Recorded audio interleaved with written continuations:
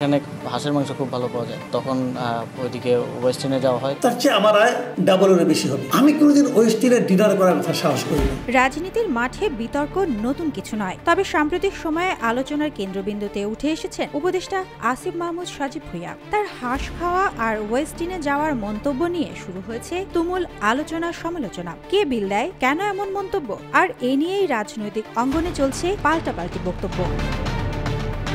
সম্প্রতি এক সাক্ষাৎকারে আসিফ মাহমুদ বলেন, অনেক সময় কাজ শেষ করতে মাঝরাত বা ভোর হয়ে যায়, তখন বাসায় খাবার দেওয়ার কেউ থাকে না বলে তিনি প্রায়ই 300 ফিট এলাকার নীলা মার্কেটে হাঁসের মাংস খেতে যান। তবে বেশি রাত হলে সেটি বন্ধ থাকলে মাঝে মধ্যে ওয়েস্টার্নেও যান তিনি। এই মন্তব্য প্রকাশ্যে আসার পরপরই সামাজিক যোগাযোগ মাধ্যমে শুরু হয় তুমুল আলোচনা।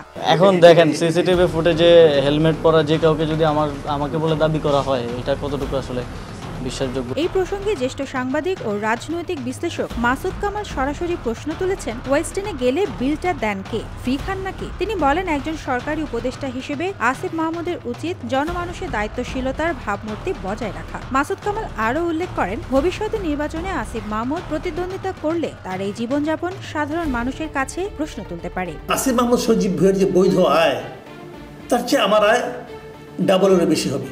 নিজে সরকারিভাবে যে বেতনটা পাই তার চেয়ে অনেক বেশি ইনকাম করি, বৈধভাবেই করি। আমি কোনোদিন ওয়েস্টার্নে ডিনার করার কথা সাহস করি না।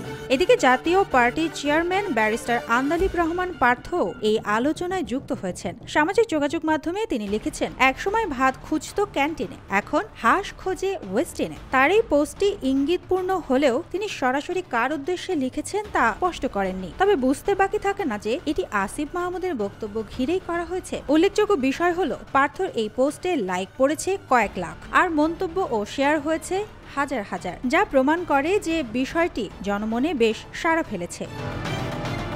সব মিলিয়ে একটি ব্যক্তিগত অভ্যাসের বর্ণনা থেকেই শুরু হয়েছে বড় রাজনৈতিক বিতর্ক।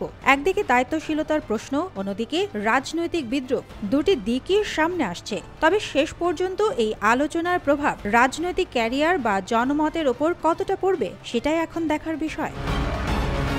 সুবর্ণা মেইজাবিন, দেশকাল নিউজ।